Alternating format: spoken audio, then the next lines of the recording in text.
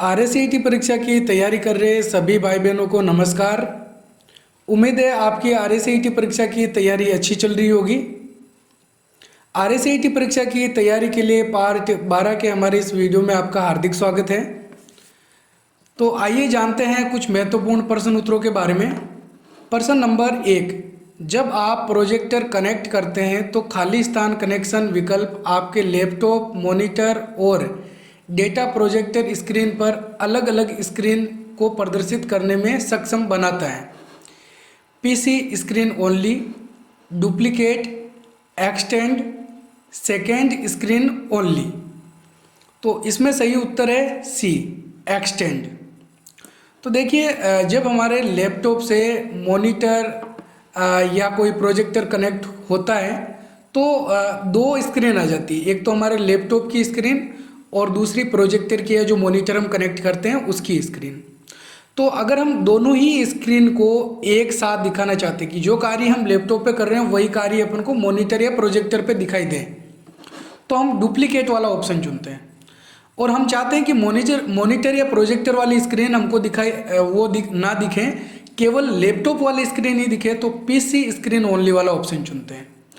Extend करते हैं तो हम लैपटॉप पे कुछ अलग फाइलें एक्सेस कर सकते हैं। कुछ जैसे अलग हमको दो सॉफ्टवेयर चलाने हैं तो प्रोजेक्टर स्क्रीन पे अलग दिखा सकते हैं, लैपटॉप में अलग दिखा सकते हैं एक्सटेंड वाला टूल चुन के। यहाँ पे यही पूछा गया है कि प्रोजेक्टर स्क्रीन पर अलग अलग सामग्री को प्रदर्शित करना है, तो उसके लिए एक्सटेंड वाला ऑप्शन काम में लेते हैं। और सेकेंड स्क्रीन ओनली के अंदर क्या होगा, दूसरी स्क्रीन दिखाई देगी। दूसरी स्क्रीन का मतलब क्या है, प्रोजेक्टर वाली स्क्रीन। और हमारे लैपटॉप के अंदर जो स्क्रीन होगी वो दिखाई नहीं देगी, वो बंद हो जाएगी। अब यहाँ पे ये जो चित्र बना हुआ है, इस चित्र में आप देख सकते हो ये इस प्रकार के चार ऑप्शन हमको मिलते हैं जब हम प्रोजेक्टर कनेक्ट करते हैं और हमको स्क्रीन को अलग अलग चलाना हो या डुप्लीकेट स्क्रीन चलानी हो तो उसके लिए। इसकी शॉर्टकट कुंजी होती है विंडो प्लस पी। विंडो के साथ में जब हम पी बटन दबाते हैं तब ये इस प्रकार की जो विंडो है वो ओपन होती है। ठीक है। अगला प्रश्न नंबर 2, कंप्यूटर सिस्टम में डेटा किसे कहते हैं। इसमें कीबोर्ड, माउस और मॉनिटर शामिल होते हैं। इसमें प्रोसेसर, मुख्य मेमोरी और द्वितीय मेमोरी शामिल है। इसमें प्रोग्रामों का समूह शामिल है। इसमें टेक्स्ट, नंबर, इमेज, ऑडियो जैसे कच्चे और अनप्रोसेस्ड तथ्य शामिल होते हैं। तो इसमें सही उत्तर है डी। इसमें टेक्स्ट, नंबर, इमेज, ऑडियो जैसे कच्चे अनप्रोसेस्ड तथ्य शामिल होते हैं। ठीक है। नंबर, टेक्स्ट किसे बोलते हैं, जो अक्षर होते हैं, है ना। ये अक्षर किसी भी लैंग्वेज के हो सकते हैं। इमेज यानी कोई फोटो, ऑडियो इंसर्ट कर सकते हैं। ठीक है। तो अनप्रोसेस्ड जो तथ्य होते हैं उन्हीं को टेक्स्ट कहा जाता है। और अगर इन पे प्रोसेस हो जाती है तो प्रोसेस होने के बाद ये जो डेटा होता है, ये जो अनप्रोसेस्ड तथ्य होते हैं वो किस में बदल जाते हैं, सूचना में, इंफॉर्मेशन में। ठीक है। डेटा पर जब प्रोसेस हो जाती है तो यही डेटा सूचना में परिवर्तित हो जाता है। नेक्स्ट प्रश्न नंबर 3, निम्न में से कौन से सबसे सुरक्षित पासवर्ड है। इनमें से देख के ये पता लगाना है कि कौन सा पासवर्ड जो है सबसे सुरक्षित है। अब ये कैसे पता लगाएंगे कि सबसे सुरक्षित पासवर्ड कौन सा है। तो सुरक्षित पासवर्ड के अंदर हमको क्या क्या चिन्ह किस तरीके से लगाने चाहिए वो आपको पता होना चाहिए कि उसके अंदर अल्फ़ाबेट वाले अक्षर भी होने चाहिए, छोटी ABCD के अक्षर, बड़ी ABCD के अक्षर, संख्याएं और स्पेशल कैरेक्टर जैसे @ हैज़, परसेंटेज, डॉलर का चिन्ह हो गया, अंडरस्कोर, बराबर, जैसा भी हम चिन्ह शामिल करना चाहें। स्पेशल कैरेक्टर भी हमको शामिल करना चाहिए। तो यहाँ पे देखेंगे ऐसा कौन सा पासवर्ड है जिसके अंदर अल्फ़ाबेट, टेक्स्ट, छोटी ABCD का अक्षर, बड़ी ABCD का अक्षर, स्पेशल कैरेक्टर, नंबर शामिल हैं। तो कौन सा आंसर होगा इनमें से, ए। इसके अंदर यहाँ पे सबसे पहले संख्याएं दे रखी है, फिर यहाँ पे वी बड़ी ABCD का लिखा है, छोटी ABCD का अक्षर भी लिखे हुए हैं, @ यानी कि स्पेशल कैरेक्टर भी लिखा हुआ है और वापस अल्फ़ाबेट टेक्स्ट लिखे हुए हैं। ठीक है, इसलिए ये सही आंसर होगा। प्रश्न नंबर 4, निम्न में से आकार, भंडारण क्षमता और प्रदर्शन के आधार पर कंप्यूटर का सही वर्गीकरण है। सुपर, मेन फ्रेम, मिनी और micro, windows, Mac, MS DOS, internet explorer, Google Chrome और Mozilla Firefox, keyboard, mouse, joystick और मोडेम। तो सही आंसर क्या होगा? कंप्यूटर का वर्गीकरण इनमें से कौन सा है? किसके आधार पर? आकार, भंडारण क्षमता और प्रदर्शन के आधार पर। तो सही आंसर होगा इसमें ए। तो ये चीज़ आपको अच्छे तरीके से याद रखनी है। सबसे बड़ा जो कंप्यूटर है वो है सुपर कंप्यूटर, उससे छोटा मेन फ्रेम, उससे छोटा मिनी, फिर उससे छोटा है माइक्रो कंप्यूटर। सबसे ज़्यादा छोटा कंप्यूटर माइक्रो कंप्यूटर है, फिर भी सबसे ज़्यादा प्रचलन के अंदर भी माइक्रो कंप्यूटर है।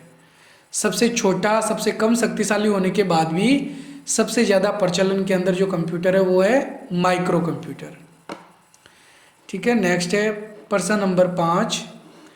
MS एक्सेल 2010 में कोई सूत्र शुरू करने के लिए किस प्रतीक को सबसे पहले लगाते हैं? @ हैज, बराबर या फिर परसेंटेज। कोई भी फॉर्मूला या फंक्शन शुरू करते हैं तो माइक्रोसॉफ्ट एक्सेल के अंदर सबसे पहले क्या लगाना होता है? बराबर वाला चिन्ह लगाना होता है, तभी कोई फॉर्मूला फंक्शन सही से काम करता है।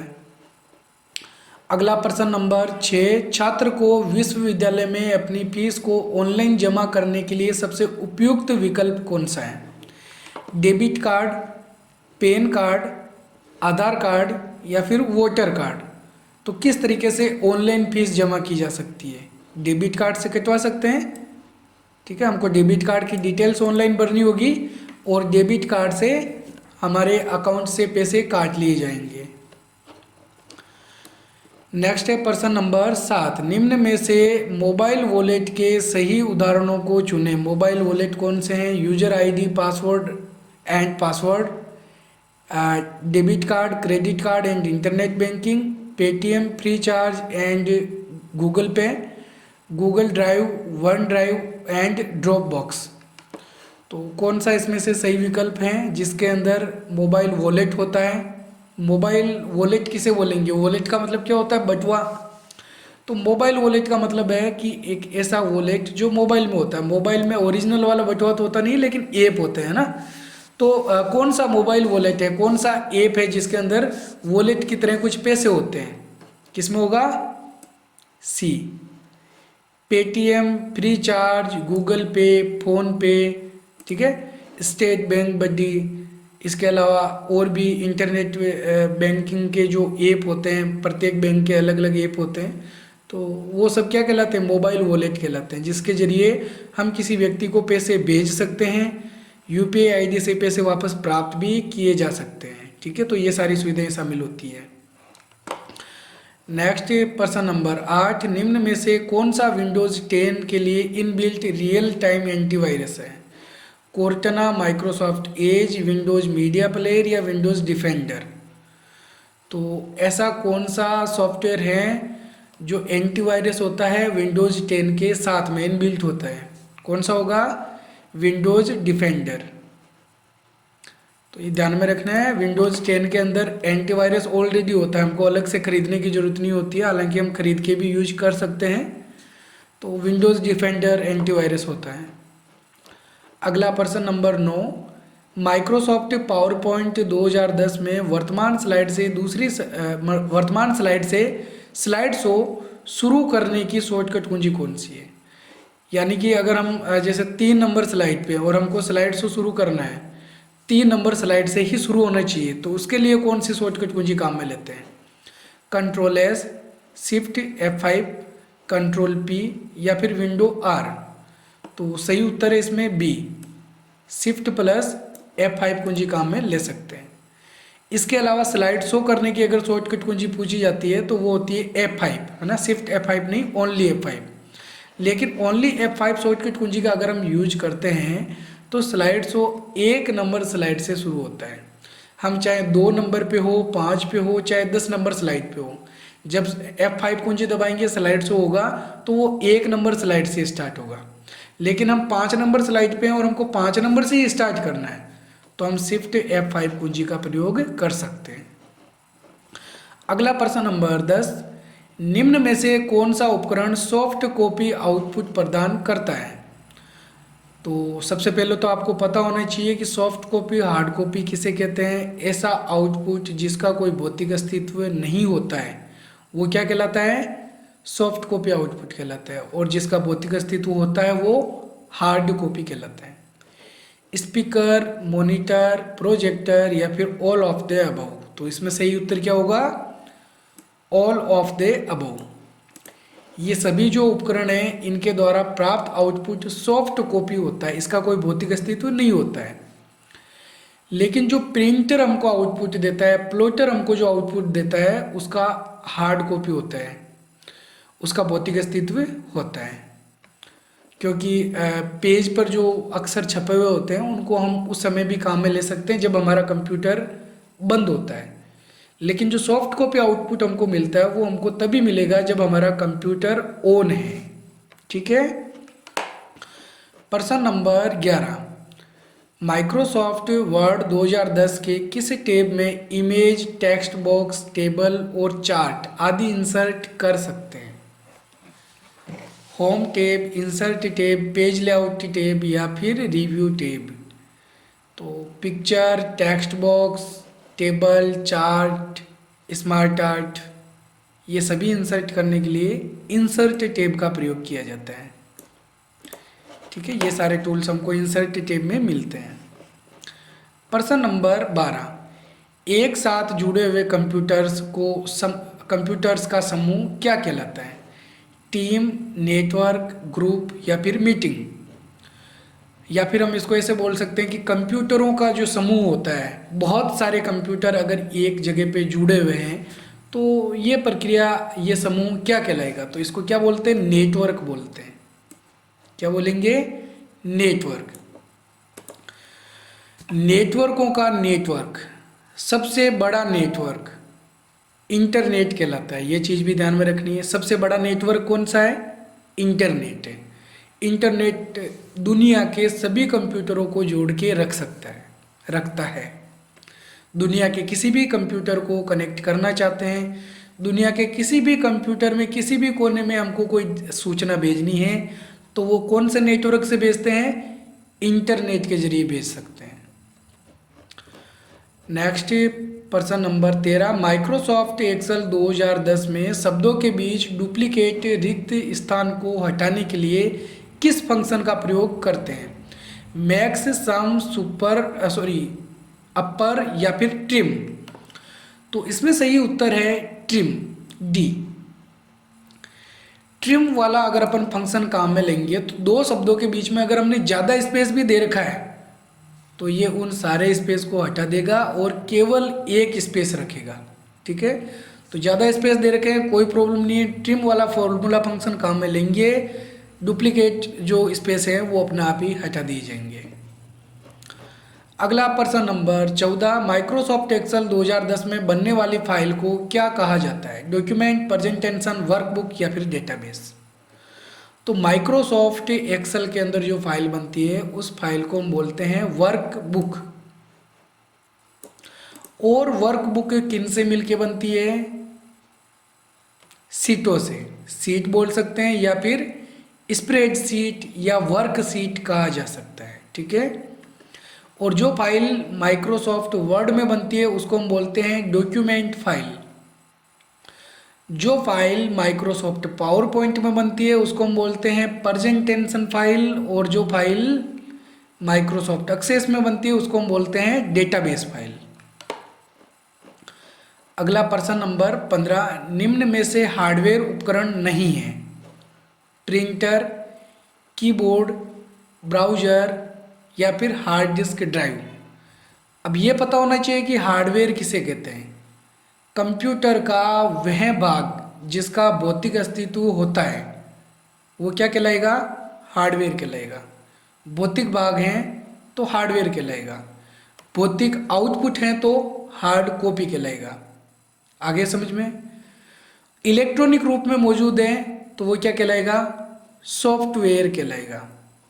तो देखो, प्रिंटर का भौतिक अस्तित्व होता है, कीबोर्ड का भी भौतिक अस्तित्व होता है और हार्ड डिस्क ड्राइव का भी होता है, लेकिन ब्राउज़र का कोई भौतिक अस्तित्व नहीं होता है, वो केवल इलेक्ट्रॉनिक रूप में हमारे कंप्यूटर में मौजूद होता है। इसीलिए ब्राउज़र क्या होगा? सॉफ्टवेयर होगा, हार्डवेयर नहीं होगा। अच्छा, सॉफ्टवेयर भी कितने प्रकार के होते हैं आपको कल बताया था? 2 प्रकार के। कौन कौन से? सिस्टम सॉफ्टवेयर और एप्लीकेशन सॉफ्टवेयर। तो ब्राउजर किसका उदाहरण है? एप्लीकेशन सॉफ्टवेयर का उदाहरण है। नेक्स्ट, प्रश्न नंबर 16, जीपीएस का पूर्ण रूप क्या है? Global positioning system, geographical positioning system, general public service, Google public service. तो जीपीएस की फुल फॉर्म होती है ग्लोबल पोजिशनिंग सिस्टम। ठीक है, ग्लोबल पोजिशनिंग सिस्टम। अगला प्रश्न नंबर 17, किसी टेक्स्ट को तिरछा करना क्या कहलाता है? Bold, text highlight, superscript या फिर इटालिक। तो टेक्स्ट को तिरछा करना, इसको हम बोलते हैं इटालिक करना। बोल्ड करने का मतलब क्या होगा? शब्दों को गहरा करना। किसी कलर में उसको हाईलाइट करने के लिए टेक्स्ट हाईलाइट कलर का प्रयोग करते हैं। टेक्स्ट को उसी लाइन में ऊपर लिखने के लिए सुपर स्क्रिप्ट का प्रयोग करते हैं। और उस लाइन में नीचे लिखना हो तो कल के ही वीडियो में हमने समझा था कि उसको हम बोलते हैं सब स्क्रिप्ट करना, शब्दों को उसी लाइन में नीचे लिखना। अगला प्रश्न नंबर 18, कंप्यूटर जो बाइनरी भाषा समझता है उसमें होते हैं 2 symbol 0 and 1, 8 symbol 0 to 7, 16 symbols 0 to 9, alphabet characters A to Z। तो बाइनरी भाषा जो समझता है उसमें 2 सिंबल होते हैं 0 और 1। कंप्यूटर जो लैंग्वेज समझता है वो बाइनरी लैंग्वेज कहलाती है। और बाइनरी लैंग्वेज में केवल 2 ही आधार होते हैं 0 एंड 1। तो ये चीज़ आपको अच्छे से ध्यान में रखनी है। अगला प्रश्न नंबर 19, निम्न में से कौन सा सर्च इंजन नहीं है? गूगल, सफारी, याहू या फिर बिंग। तो सर्च इंजन किसे बोलते हैं? सर्च इंजन एक बॉक्स बना हुआ होता है जिसके अंदर हम कुछ अक्षर लिखते हैं और उससे संबंधित रिजल्ट हमको वेबसाइटों के रूप में या जैसे भी हमने सर्च किया हो वैसा रिजल्ट हमको मिल जाता है। सफारी इसमें सही आंसर होगा क्योंकि सफारी जो है वो एक ब्राउज़र होता है। ठीक है, सफारी क्या है? ब्राउज़र है। गूगल, याहू और बिंग ये सर्च इंजन के उदाहरण हैं। तो आपको इनको अच्छे तरीके से नोटिस करके रख लेना है, एग्जाम में पूछे जाते हैं। सबसे ज़्यादा प्रचलन के अंदर ये 3 प्रकार के ही सर्च इंजन हैं, तो आपको इनको अच्छे से याद रख लेना है, गूगल, याहू और बिंग। हालांकि और भी कई प्रकार के सर्च इंजन होते हैं लेकिन ज़्यादातर क्वेश्चन इन्हीं से ही पूछे जा रहे हैं। अगला प्रश्न नंबर 20, MS एक्सेल में सेल के चारों ओर काले रंग की सीमा सेल को क्या इंगित करती है? सेल संदर्भ, सक्रिय सेल, नेम बॉक्स या फिर सेल का पता। तो सेल के चारों तरफ काले रंग की गहरी जो लाइन होती है वो ये प्रदर्शित करती है कि हमारा जो सेल है वो सक्रिय है, एक्टिव है। ठीक है, तो इसमें सही आंसर होगा बी, एक्टिव सेल। तो ठीक है, ये थे हमारे आज के 20 महत्वपूर्ण प्रश्न उत्तर। उम्मीद है आपको पसंद आए होंगे। पसंद आए तो वीडियो को लाइक और हमारे चैनल को सब्सक्राइब जरूर करें।